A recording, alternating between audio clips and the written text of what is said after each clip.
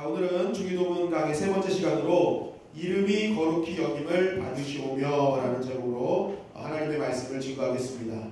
우리가 1번, 첫 번째 시간, 두 번째 시간을 잠깐 간략하게 요약하면요. 주기도문은 어떤 것입니까? 예수님이 가지고 계신 슬로건이었다.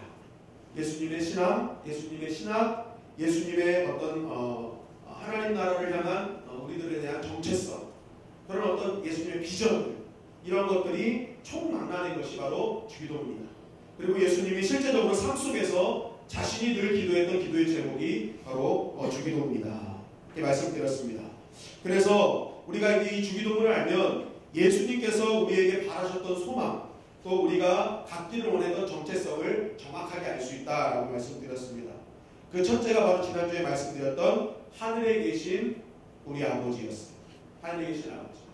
그러니까 예수님이 우리에게 정말 우리가 갖기를 원하셨던 정체성은 자신이 기도 때마다 했던 그 아버지, 그 하늘에 계신 아버지가 역시 우리 아버지가 되기를 주님은 원하셨다는 것입니다. 그런데 그 아버지가 누구냐? 이 원문에 보면 파테르, 아빠야, 아빠. 우리가 뭐 이렇게 아버지 하면서 이렇게 어떤 자녀의 권리와 의무를 다하는 그런 나이로 하는 게 아니라 진짜 아빠 하면서 우리가 어떻게 합니까? 어린 나이에 그냥 자녀된 자리로서 모든 것을 다 주시는 그런 아빠로 다가가라. 그런 자녀로 다가가라는 그러한 당부가 있으셨던 거죠. 그러니까 너희들이 자녀의 자리만 있으면, 자녀의 자리만 지키면 그 아빠 되신 하나님께서 뭐했다? 다 책임져 주신다. 다 책임져 주신다. 그런데 다 책임져 주시는 근거가 있어야 될 거 아닙니까? 우리가 아빠로 다가가는데 그 아빠 되신 분이 어떤 분이시길래 우리의 모든 것을 책임져 주실 수 있느냐고요. 바로 우리가 우리를 모든 걸 책임져 주시는 아빠는 하늘에 계신 아빠이기 때문에 다 책임져 주시는 것입니다. 그런데 여기서 하늘이라는 것은 우라노이스, 복수를 썼습니다. 하늘들에 계신 아버지. 그래서 이 하늘들은 어떤 거였습니까? 1층 천이 이에르, 우리가 눈에 보이는 파란 하늘, 스카이를 뜻하고, 2층 천이 에프라니우스, 스페이스, 악한 영들이 다스리는 공간, 2층 천. 그리고 3층 천, 우라노이스, 헤븐, 하나님이 계시는 그곳, 절대 권력자인 하나님이 계신 그곳, 초월자이신 하나님이 계신 그곳. 그리고 하나님은 이 3층 천 모두를 다 통치하고 계시는 절대 주권자. 그렇기 때문에 모든 것을 통치하신 하나님이시기 때문에 우리가 기도한 모든 것들은 다 들어주실 수 있다. 그게 바로 우리가 믿는 하나님이다.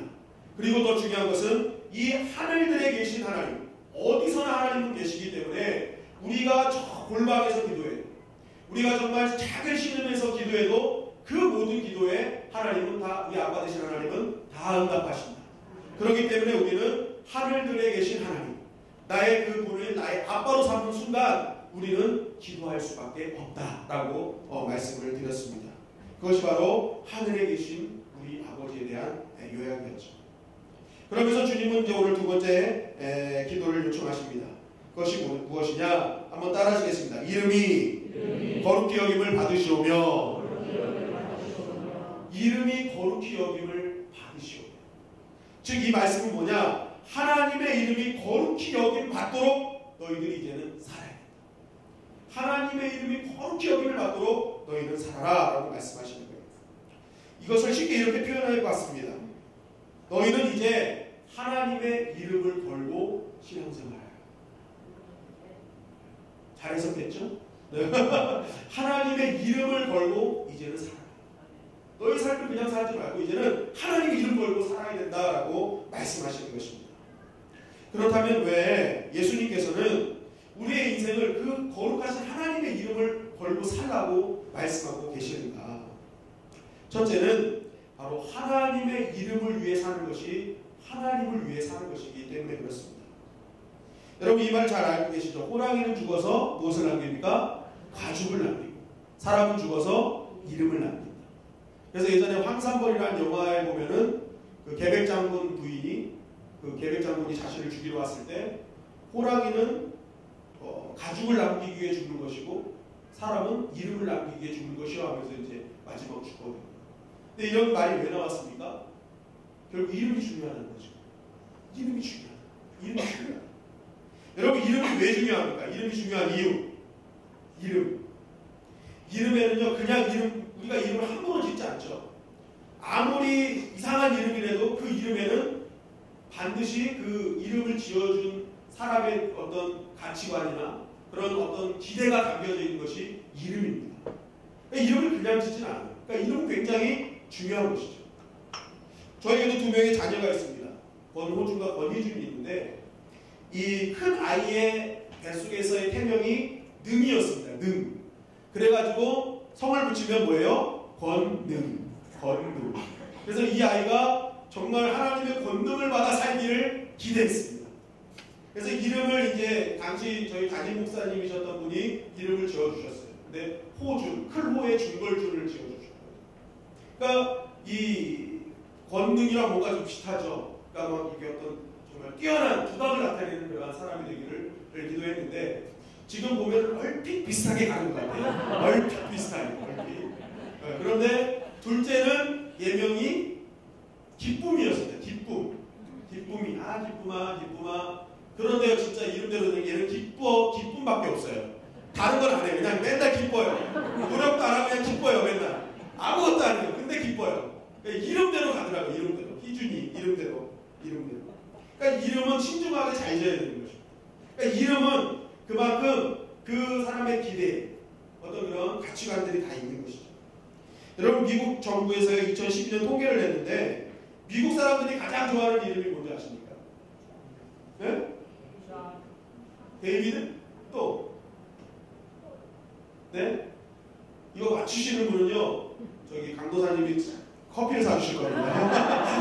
제가 사주진 않을 거고요. 네? 존, 또요. 마이클. 네, 다 말씀하세요. 다 말씀하세요. 이게 정확한 통계로 나오는데요. 2012년 통계로 미국 사람들이 제일 좋아하는 이름이 제이콥이래요. 야곱. 그래서 왜 좋아하나 물어봤더니 하나님과 겨루어 이긴 자. 그러니까 뭔가 이렇게 다 가진 어떤 그러한 이름을 갖고 있었기 때문에 제이콥이라는 이름을 굉장히 선호하고 많이 있다. 그럼 여자는 어떤 이름이 많을까요? 여자는 어떤 이름을 선호할까요? 네? 메리? 네, 또요. 엘리자베스. 엘리자베스. 줄리아? 네. 에스더. 보니까 또 생각지도 못했어요. 소피아랍니다. 소피아. 이게 지혜라는 뜻인데요. 그만큼 나의 딸이 지혜로운 여인이 되기를 바라는 그러한 이름 때문에 소피아라는 이름을 굉장히 좋아한다고 합니다. 우리나라는 어떨까요? 대부분 통계가 나와 있습니다. 우리나라. 이름을 개명하고 뭐 이러면서 통계가 나는데 우리나라는 이름, 남자 이름 철수요. 네, 또요. 요거 맞추시면 전도사님이 사주실 거예요. 네. 광수. 성민이. 성민이야. 야, 네, 정답입니다. 네, 남자는요 민준이고요, 여자는 서연이랍니다. 남자는 민준, 여자는 서연. 그래서 뭐 그 이유는 뭐 특별한 이유가 있겠죠. 근데 가장 선호하고 가장 많이 바뀐 이름이 민준이와 서연이라는 이름입니다. 그러니까 이 사람들은요, 어쨌든 이 이름에 대한 그런 어떤 그런 소모가 있는 거예요. 그만큼 이름을 굉장히 중요하게 여긴다. 이스라엘 사람들도 다 이게 유대인들도 이름이 굉장히 중요하잖아요. 이름으로부터 파생된 인생이라 생각해서 이름을 굉장히 신중하게 짓습니다. 여러분 사람의 이름도 이처럼 많은 기대와 가치관을 갖고 만들어내는 거잖아요. 그런데 여러분 성경에 나오는 그 이름, 특히 하나님의 이름은요 누가 만드신 줄 아세요? 대부분 다 하나님이 말씀하십니다. 하나님.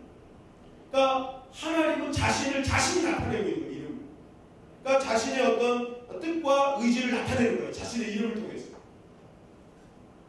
그래서 성경을 보면은 어떤 이름이 있습니까? 첫째로 자신의 어떤 존재와 본질을 나타내는 이름, 야훼, 여호와, 나는 스스로 있는 자다. 그러니까 절대로 초월자, 거의 뭐 피조물들과 비교할 수 없는 그 탁월한 능력을 갖고 계신 스스로 있는 자, 범접할 수 없는 그런 어떤 자신의 존재와 본질을 나타내는 여호와 이름을 스스로 말씀하셨죠. 그리고 또 무엇입니까? 인간들과 맺고 있는 이름이 있습니다. 인간들과 맺고 있는 이름. 그것이 바로 엘로힘, 그리고 아도나이, 그리고 퀴리오스. 이것은 무엇입니까? 주님이라는 거죠. 주. 그러니까 우리가 알고 있는 그 야훼께서는 완전한 그 절대권력, 탁월한 능력을 갖고 계신, 정말 범접할 수 없는 그분은 우리의 주인 되신다는 거예요. 이름으로 드러내시는 거예요. 내가 너희 주다. 그렇게 이제 말씀하시고, 그리고 또 한 가지 무엇입니까? 하나님의 이름을 통해서 어떤 특정한 상황 속에서 나타나시는 하나님의 이름을 우리에게 주시죠. 여호와 이레, 여호와 샬롬, 여호와 라파, 여호와 니시, 이런 것들을 통해서 하나님 나는 이러한 하나님이다 라는 어떤 그런 특정한 이름들을 우리에게 자꾸만 속성들을 알려주시는 것입니다. 그러니까 하나님은 하나님의 존재를 이름으로 나타내셨어요. 내가 이런 존재다, 이런 존재다. 그러니까 이렇게 볼 때 성경에서 하나님의 이름은 곧 뭐예요? 하나님이십니다. 하나님의 이름은 곧 하나님이기 때문에 하나님의 이름을 사랑한다는 것은 누굴 사랑하는 것입니까? 하나님을 사랑하는 것이죠. 하나님을 위해서, 하나님의 이름을 위해서 내가 헌신한다는 것은 누구를 위하여 헌신하는 거예요? 하나님을 위하여 헌신하는 것입니다. 결국 하나님의 이름을 모욕하는 것은 누구를 모욕하는 거예요? 하나님을 모욕하는 것입니다. 그렇기 때문에 하나님의 이름에 대한 태도가 곧 내가 하나님에 대한 태도임을 우리는 꼭 기억해야 되는 것입니다. 여러분, 사무엘상 17장을 보면은 우리가 잘 아는 말씀이죠. 누구 말씀이에요? 다윗과 골리앗의 말씀입니다. 아버지의 심부름을 받아가지고, 심부름을 가지고 이제 엘라 골짜기로 가잖아요. 도시락을 줘야 됩니다. 다윗이 이제 그 치열한 전쟁 현장을 상상하면서 갔을 거 아닙니까? 지금쯤이면 막 엄청나게 전쟁이 일어나 있을 것이다. 막 칼을 부딪히고 모함을 지르며 막 싸우고 있을 것이다 했는데, 막상 엘라 골짜기 딱 가니까 어떻게 하고 있어요? 이스라엘군과 블레셋 군이 그냥 대치하고 있는 거예요. 가만히 대치하고 있어요. 그런데 이렇게 이제 다윗이 보니까 대치하고 있는 상황에 그 블레셋 쪽에 엄청난 큰 장수 하나가 막 시끄럽게 얘기를 하는데 무슨 얘기를 합니까? 하나님의 이름과 하나님의 백성을 모욕하죠. 막 하나님의 군대를 모욕합니다. 이 다윗이 그 이야기를 듣는 순간 그 안에서 믿음이 발동하기 시작한 것입니다. 그래서 어떡합니까? 저 하나님의 이름을 모욕하는 저자와 내가 싸우겠노라 하고 결단을 했다는 것입니다. 많은 사람들이 만류했죠. 엘리압도 말리고 사울도 말렸어요. 너 반드시 죽을 거야. 나가면 안 돼 라고 했는데 다윗은 그냥 물맷돌 갖고 나갑니다. 물맷돌 갖고 나가요. 아마 모든 사람이 다윗을 죽을 거라고 생각을 했을 것입니다. 그런데 여러분, 중요한 것은 지금 다윗은 죽을 거냐 죽지 않을 거냐의 문제가 아니에요. 다윗이 그 현장에 왜 나갔어요? 내가 여기서 공을 세워가지고 좀 유명해져가지고 이 나라를 정말 더 강하게 다스리는 왕이 되겠다고 나간 겁니까? 그렇지 않았죠. 자기 목숨을 신경 쓰지 않았어요. 오직 누구 때문에 나간 거예요? 하나님 때문에 나간 거예요. 하나님의 이름이 모욕당하고 하나님의 이름이 땅에 떨어지니까 이거 두고 볼 수 없는 거예요. 하나님의 이름이 모욕당하는 자도 이스라엘 백성 중에 누구도 나가지 않는데 오직 다윗만 그 하나님의 이름이 모욕당하는 걸 보고 참지 못해 나갔답니다. 자, 하나님의 이름을 사랑하는 자는 누굴 사랑하는 거예요? 하나님을 사랑하는 거잖아요. 결국 하나님은 다윗이 하나님의 이름이 모욕당하는 그 순간 믿음을 발동시켜서 목숨 걸고 나간 다윗을 보면서 하나님은 그것을 믿음으로 여기신 것입니다. 저 다윗이 진짜 나를 사랑하는구나 라고 하나님께서 인정하시는 거예요. 그래서 하나님은 다윗을 향해서 하나님의 약속을 이루십니다. 사무엘상 2장 30절 말씀, 사무엘상 2장 30절 말씀 우리 한번 다 같이 읽겠습니다. 시작. 그러므로 이스라엘의 하나님 나 여호와가 말하노라. 나를 존중히 여기는 자를 내가 존중히 여기고 나를 멸시하는 자를 내가 경멸하리라. 하나님은 사무엘상 2장 30절 통해서 분명히 말씀하셨거든요. 그래서 자신을 존중하는 다윗을 높여주시고 하나님의 이름을 경멸하는 골리앗을 그 자리에서 죽게 하십니다. 그 자리에서 죽게 하십니다. 하나님은 하나님을 사랑하는 자, 하나님의 이름을 사랑하는 자를 높여주셨다는 것입니다. 결국 우리가 기억할 것은 무엇입니까? 하나님의 이름을 사랑하는 것은 하나님을 사랑하는 것과 동일하다는 것입니다. 하나님의 이름의 영광을 위해 사는 것이 하나님을 위하여 사는 것이기 때문에 그렇습니다. 그래서 하나님은 하나님의 이름 걸고 살라고 말씀하는 것입니다. 여러분, 그 박찬호 선수가 미국 LA 다저스 시절에 그때 감독이 토미 라소다 감독이었습니다. 근데 이 감독이 굉장히 유명한 말을 한 가지 남겼는데 그 말이 진정한 프로 선수는 등에 새겨진 자신의 이름을 위해서가 아니라 가슴에 새겨진 팀 이름을 위해서 뛰는 사람이다 라는 말을 했어요. 그러니까 진짜 프로의식을 가진 사람은 자신의 이름이 아니라 팀 이름을 위해서 뛴다.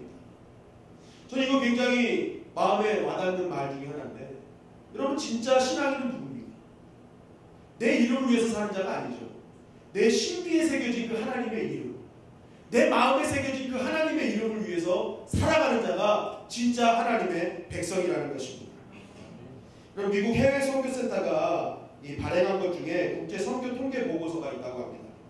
그런데 2013년도가 되면은 71억 인구 중에 기독교인이 23억 5,400만 명 이렇게 돼서 퍼센테이지로 하면 33% 정도가 있었다고 합니다. 그렇게 이제 통계가 나와 있고요. 그리고 이제 2025년이 되면 세계 인구가 한 80억 명이 될 것이다라고 통계를 하는데, 그때 기독교 인구가 27억 명 정도가 된다고 합니다. 그런데 이때 퍼센테이지가 몇 프로냐? 33.8%예요. 통계적으로. 자, 그러면 이 통계가 딱 나왔을 때, 야, 33.8% 굉장한데? 라고 할 수 있지만 반대로 한번 생각해 보십시오. 이 통계대로 얘기하면요, 2025년에도 우리 앞으로 10수년이 지나도 어떤 일이 벌어진다는 거예요? 세계 인구 10명 중 6명에서 7명은요 하나님의 이름에 대해서 무관심할 거라는 거예요. 하나님의 이름이 거룩하게 여긴다는 거 그거 상관없다는 거예요. 오히려 기독교에 대해서 반감을 가지고 더 수많은 사람들이 우리 주변에 있는 3명 빼고 나머지 7명은요 하나님의 이름을 고의적으로 모욕하고 조롱할 것이다. 통계적으로 보면 통계적으로. 여러분, 오늘도 우리가 그 사랑방에 올라온 순교의 현장을 보면서 얼마나 그 현실 가운데 너무나 많은 사람들이 그런 하나님의 이름 때문에 순교를 당하고 있습니다. 근데 그런 일들이 벌어질 거라는 거예요. 바로 주님은 물어보시는 거예요. 너 그리 할 때 어떻게 할 것이냐? 너 빼고 너 주변에 7명이 하나님의 이름을 조롱하고 하나님의 이름을 모욕하고 그렇게 하고 있을 때, 그의 이름을 땅바닥에 쳐박고 있을 때 너는 어떻게 할 것이냐 우리에게 묻고 있는 것입니다. 만약 그럴 때 우리가 그 앞에서 다윗처럼 당당하게 하나님의 이름을 위해서 설 수 있다면 하나님은 우리를 존귀히 여겨주신다는 것입니다. 왜 그렇습니까? 그것이 하나님을 위하여 사는 것이기 때문에 그렇습니다. 둘째로 왜 하나님 주님께서는 하나님의 이름을 거룩히 여기며 살으라고 말씀하시는가? 그것은 하나님이 거룩한 분임을 우리가 깨달을 때 그것이 사람으로 연결되기 때문에 그렇습니다. 무엇으로 연결된다고요? 사람, 인해사상, 사람을 사랑하게 된다. 여러분, 창세기 20장 12절을 보면은 아브라함이 이제 가나안에 있는 그랄로 갑니다. 그랄에 딱 도착했는데 아브라함이 깨닫는 게 뭐냐면 그랄 사람들이 하나님을 두려워하지 않는 것을 깨닫게 됩니다. 하나님에 대한 경외함이 없다 생각을 하니까 그때 아브라함에게 임한 것이 무엇인지 아십니까? 이 사람들이 날 죽이겠구나라는 생각을 해요. 생명에 대해 위협을 느낍니다. 생명에 대해서 위협을 느끼니까 그때 어떤 일을 합니까? 자신의 아내를 누이라고 속입니다.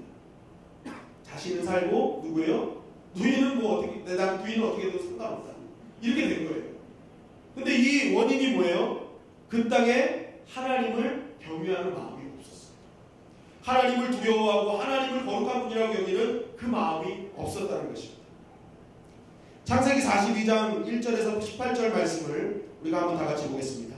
다 같이 읽겠습니다. 시작. 사흘 만에 요셉이 그들에게 이르되 나는 하나님을 경외하노니 너희는 이같이 하여 생명을 보존하라.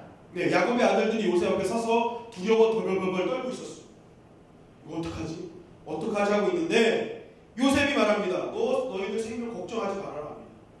그 이유가 뭐라는 거예요? 나는 하나님을 경외한다. 하나님을 온전히 믿는다. 하나님을 두려워하고 하나님 거룩한 분심을 나는 안다라는 거예요. 그러니까 그런 하나님을 거룩한 분이요 두려워하는 분으로 믿는 나는 너희들의 생명을 만지지 않을 것이다. 그러니까 하나님에 대한 그런 경외함, 거룩함이 안에 있을 때 생명 사랑으로 연장되는 것이죠.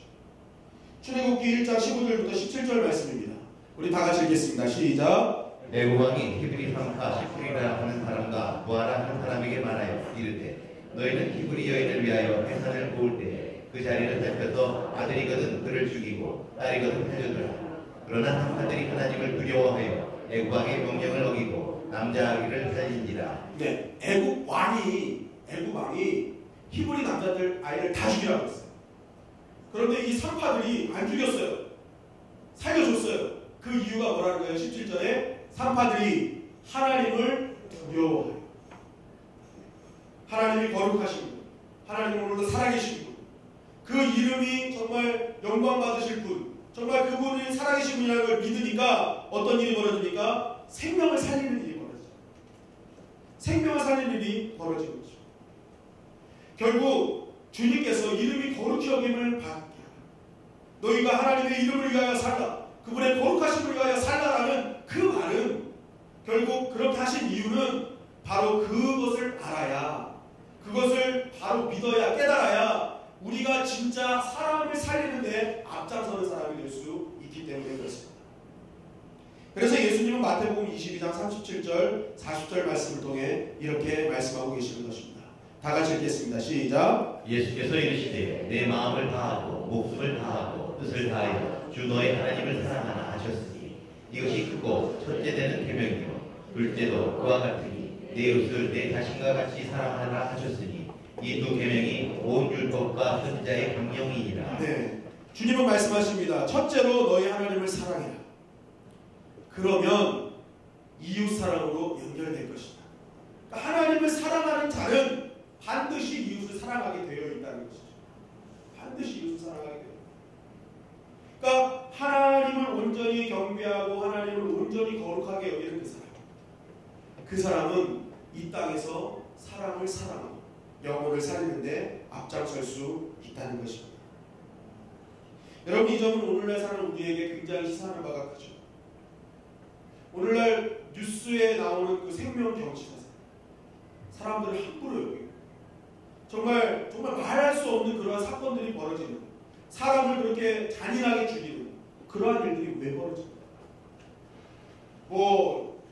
심리학이나 이런 학자들은 여러 가지 이유를 댑니다. 그러나 성경은 정확하게 우리에게 말씀하고 있어요. 하나님을 향한 경외함이 없기 때문입니다. 하나님을 향한 두려움이 없기 때문이라. 그 하나님의 거룩함 앞에 엎드리지 않기 때문이라는 거예요. 그렇기 때문에 그 거룩함이 없으니까, 하나님을 향한 그 엎드림이 없으니까 결국 우리 안에 생명을 향한, 그 영혼을 향한 사랑이 굶주리고 없어지는 거예요. 그럼 반대로 이 땅의 영혼 사랑과 사람 사랑이 온전히 이루어지기 위해서 어떻게 해야 되나? 우리 믿는 사람들이 진짜 하나님의 거룩하심 앞에 진실로 엎드려야 된다는 것입니다. 오늘도 그분이 나를 사랑해서 보고 계시고, 그분이 정말 하나님 영혼을 너무나 사랑하신다는 이 사실을 우리는 날마다 인식해야 되는 것입니다. 이것의 인식이 없이는 절대로 사랑할 수 없다는 거예요. 사랑할 수 없다는 거예요. 내 가족을 어떻게 사랑할 수 있습니까? 내 안에 하나님을 향한 그 두려움, 거룩함, 경외함이 충만할 때 나는 가족을 사랑할 수 있는 거예요. 진짜 사랑할 수 있는 거예요. 저는 우리 주님의 영광교회 우리 성도님들의 가정이 사랑으로 충만한 가정이 되기를 간절히 바랍니다. 그러기 위해서는 어떻게 해야 되는 것입니까? 이 자리에 앉아있는 여러분들이 하나님 한 분으로 충만해져야 되는 것입니다. 그분을 진짜 두려워해야 되는 것입니다. 그분의 진짜 거룩한 앞에 엎드려야 되는 것입니다. 우리 안에 그것으로 충만해 나는 사랑하지 않으려도 사랑할 수밖에 없는 것입니다. 그래서 주님은 우리에게 말씀하시는 거예요. 그 거룩한 이름을 위해서 살아라 라고 말씀하시는 것입니다. 우리가 하나님 되심을 인정하고 하나님께 영광 돌릴 때 하나님 사랑과 이웃 사랑을 향한 이 주님이 말한 최고의 강령을 지키게 될 줄 믿습니다. 그렇다면 마지막으로 하나님의 이름을 거룩히 하는 삶, 하나님의 이름을 걸고 사는 삶은 도대체 어떤 삶입니까? 그 삶을 살아야 될 이유에 대해서 얘기했는데, 그럼 이제 그렇게 어떤 삶이 그런 삶이냐? 어떤 삶이 그런 삶이냐? 자, 오늘 우리가 이 말씀을 제대로 이해하기 위해서는 한 가지 전제를 알고 계셔야 됩니다. 예수님께서 하나님의 이름이 거룩히 여김을 받도록 너희가 살아라고 하는 것은 지금 하나님의 이름이 어떻게 되고 있다는 것입니다. 예수님 시대에 하나님의 이름이 어떤 상황이기 때문에 어떤 상황이기에 거룩히 여김을 받도록 살기를 이렇게 명령하고 계십니다. 하나님의 이름이 거룩히 여김을 받고 있다면 이 얘기 하시겠습니까? 아니죠. 하나님의 이름은 이미 거룩히 여김을 받고 있지 않는 상황인 거죠. 그러니까 주님은 이 상황에서 너희는 깨어서 하나님의 이름이 거룩히 여김을 받도록 너희들이 그렇게 살아야 돼 라고 주님은 말씀하고 있는 것입니다. 말씀하고 있는 것입니다. 자, 그렇다면 하나님의 이름이 더러워질 수 있습니까? 더러워질 수 있어요?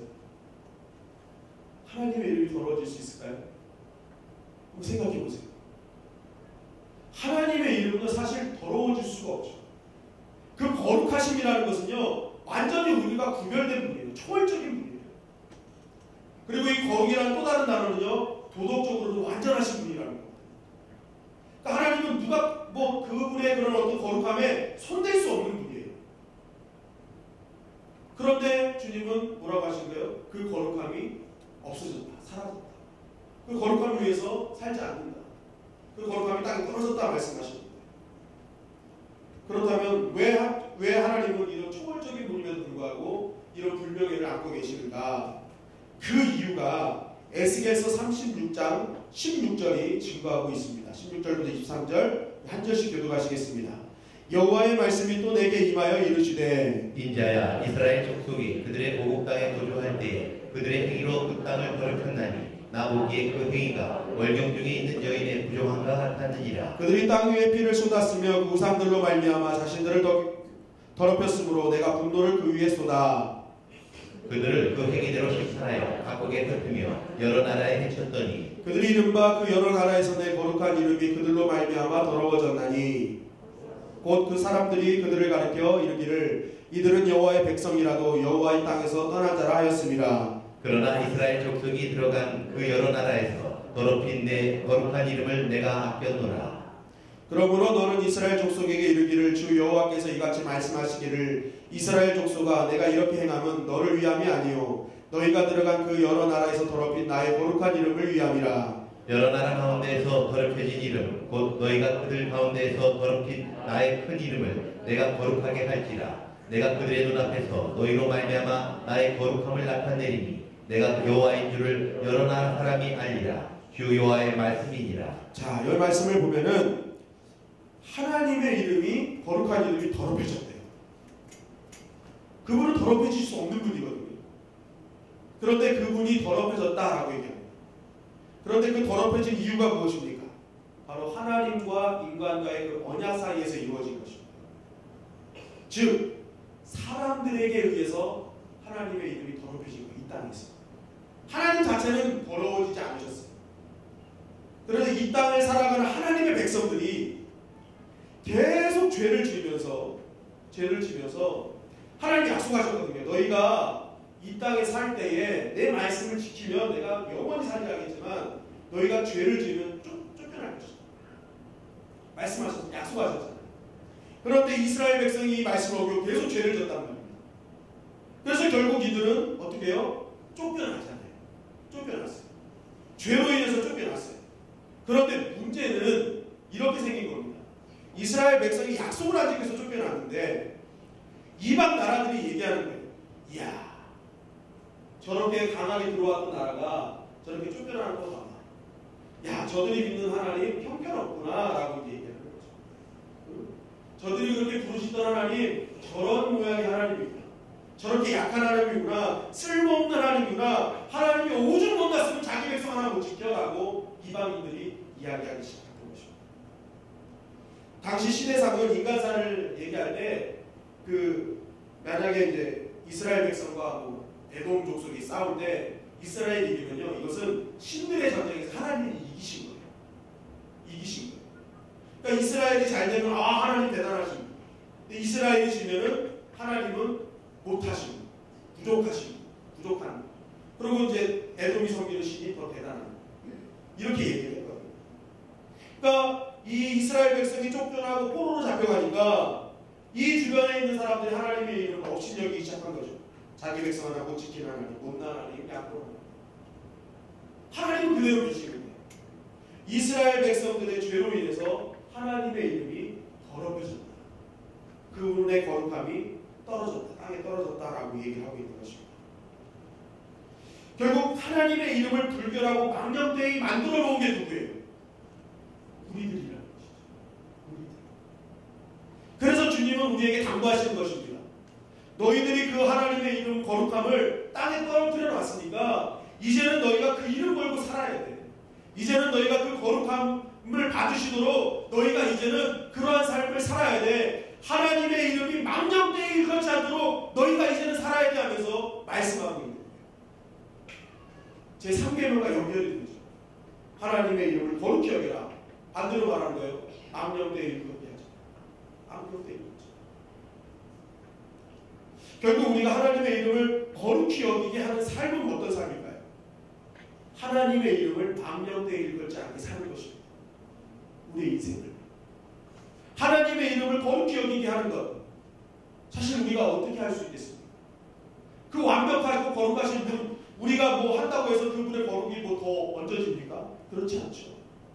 결국 우리가 하나님의 이름을 거룩히 여기게 하는 삶은 하나님의 이름을 망령되이 일컫지 않도록 우리가 이 땅에서 살아가야 된다는 것입니다. 망령되이 일컫지 않도록. 여러분, 그렇다면 망령되이 일컫지 않는 말이 뭘까요? 망령되이 일컫지 않는 말. 이 말이요, 히브리어로는 라샤에라는 단어를 씁니다. 망령이라는 단어가 라샤에. 이 라는 강한 부정을 나타내고 샤에는 낭비되는 것, 무질서한 것, 소모하는 것을 말합니다. 결국 하나님의 이름을 망령되이 일컫지 마라라는 것은 하나님의 이름을 헛되이 만들지 말고 쓸데없이 함부로 남용하지 말라는 거예요. 그 이름 함부로 남용하지 마. 너희들 그 이름 함부로 사용하면 그거 망령되이 일컫는 거야 라고 성경은 우리에게 말씀하고 있는 것입니다. 여러분의 삶에 대표적으로 하나님의 이름을 남용하는 것이 무엇입니까? 아무 때나 막 하나님의 이름을 사용하잖아요. 심지어는 어떤 분은 화도 치면서 패가 달라고 주여! 그러더라고요. 주여! 그죠? 안 그러세요? 어떤 남자는 그래, 여자를 만날 때 내가 기도해보니까 하나님이 당신이랑 결혼을 하고 있어. 딱 그러는데 하나님이 하셨대. 그럼 여자는 자기는 받은 거 없잖아요. 그래서 그래, 그럼 나도 하나님께서 기도해보냐고 기도하는데 며칠 지났는데 그 남자가 다른 여자랑 결혼하고 있어요. 그 남자는 하나님께 진짜 받은 거예요? 아니죠. 이 망령되이 이러는 거라는 거예요. 그러니까 하나님의 이름 한 번만 갖다 쓰는 거예요. 갖다 쓰는 거예요. 내 이익을 얻기 위해서, 유익을 얻기 위해서. 예전에 대한민국을 떠들썩하게 했던 온로미 사건 때도 증인들이 다 나 예수님 믿는 사람, 권사람, 장로라고, 그죠? 성경에 손을 얹고 맹세하겠다. 그런데 서로 다른 사람, 서로 반대파 둘 다 성경에 손을 얹고 맹세하고 있어요. 누가 진짜냐? 한 명은 분명히 하나님의 이름을 망령되이 일컫고 있는 거예요.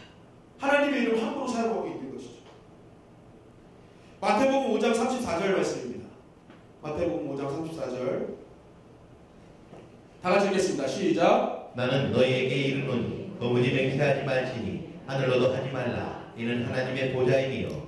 37절입니다. 오직 너희 말은 옳다 옳다 아니라 아니라 하라. 이에서 지나는 것은 악으로부터 나느니라. 네, 하나님 말씀, 주님 말씀하시죠. 하나님의 이름 함부로 도용하지 말라는 거예요. 진짜 하나님의 백성은 어떤 사람이에요? 맹세하는 사람이 아니라 정직한 삶으로 하나님을 보증하는 사람입니다. 내 하나님의 이름으로 맹세할 게 이게 아니라 그냥 정직하게 살아라는 거예요. 그런 말 하지 말고 그냥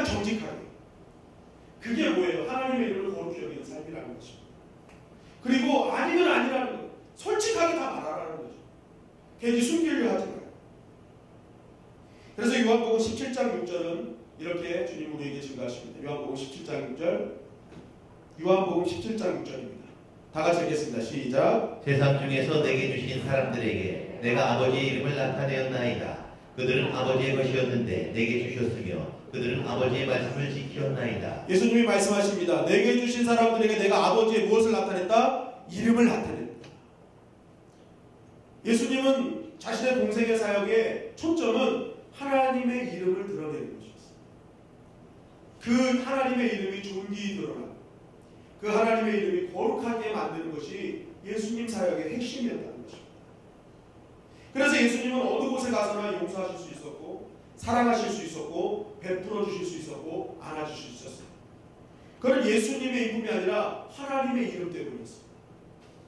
내가 이름으로 말미암아 이들이 하나님을 알게 된 것입니다. 수많은 사람들이 묻습니다. 당신은 어떻게 이렇게 할 수 있습니까? 용서할 수 없는 상황에서 왜 용서할 수 있습니까? 안아주지 못할 상황에서 저 이방 같은 것들을 왜 안아줄 수 있습니까? 그때 주님이 말씀하십니다. 하나님의 은혜입니다. 하나님의 은혜. 다 하나님 때문이라고 말씀하십니다. 바로 이것이 주님이 우리에게 주시는 메시지입니다. 어디 가서 함부로 내가 이번 일 나에게 맡겨줘요. 나 교회 다니는 사람입니다. 나 권사입니다. 나 장로입니다. 나 목사입니다. 이런 얘기 하지 말라는 것이죠. 그냥 겸손하게 정직하게 사랑을 가지고 용서하며 사랑하고 세상 사람들이 이해 못하는 삶이 되라는 거예요. 그럼 세상 사람이 묻습니다. 어떻게 당신은 이렇게 살 수 있습니까? 그때 얘기하는 것입니다. 하나님의 은혜입니다.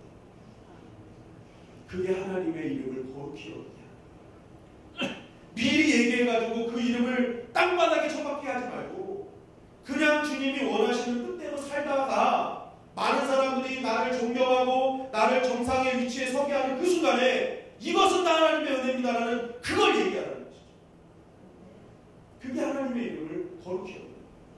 막 사용하지 말고 써야 될 때 쓰라는 거예요. 써야 될 때. 베드로는 날마다 하나님의 이름을 얘기 안 하죠. 은가금으로 오거니와 나사렛 예수 그리스도의 이름으로 일어나 걸어라 할 때 필요한 사람에게 얘기했어요. 필요한 사람. 그것이 필요한 사람에게. 치유가 필요한 사람에게. 회복이 필요한 사람에게 하나님의 이름을 증거했습니다. 바로 오늘 주님은 그것을 말씀하고 있는 것이죠. 필요할 때 얘기하라. 그 이름을 함부로 사용하죠. 하나님의 나라를 위해서 정말 아끼고 살고 정말 필요할 때 그의 이름이 드러나도록 하라라고 우리에게 말씀하고 있는 것입니다. 오늘 하루 나는 어떤 삶을 살았습니까? 만약 오늘 나의 삶에서 단 한 번이라도 하나님이 기뻐하시는 삶, 하나님을 드러내는 삶이 없었다면 나는 오늘 한 번도 하나님과 그의 이름을 생각하지 않았던 것입니다. 여러분 사도 바울은 그리스도의 삶을 얘기하면서 이렇게 얘기했습니다. 너는 그리스도의 편지다. 편지. 그러니까 우리의 삶을 통해서 사람들은 읽는다는 거예요. 예수님을 읽는다는 거예요. 하나님이 어떤 분인지 읽는다는 거예요.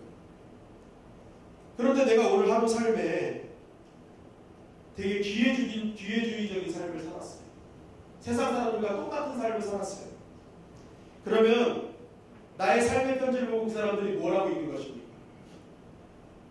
이렇게 읽을 것입니다. 하나님은 계시지만 여러분들의 인생은 책임져 주지 않으니 스스로 잘 챙기십시오.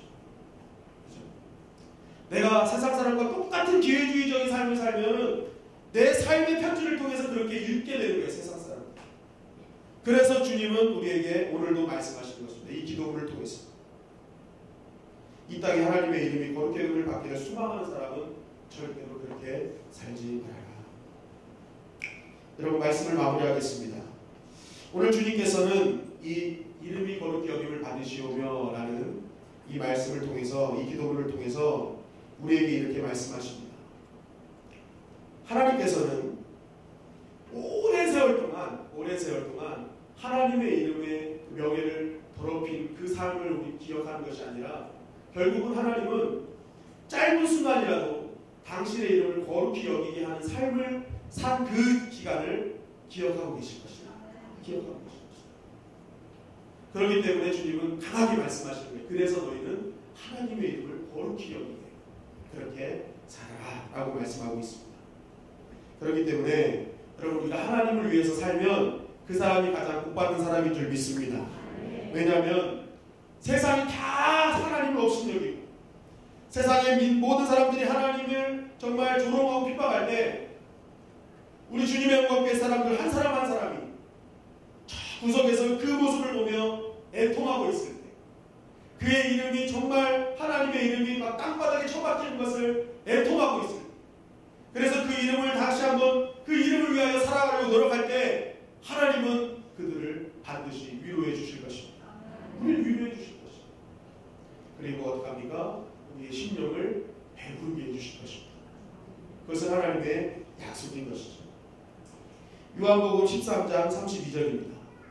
다 같이 읽겠습니다. 시작. 만약 하나님이 저로 인하여 영광을 얻으셨으면 하나님도 자기로 인하여 저에게 영광을 주시리니 곧 주시리라. 네, 하나님이 저로 인하여 영광을 얻으셨으면 하나님도 자기로 인하여 저에게 영광을 주시리라.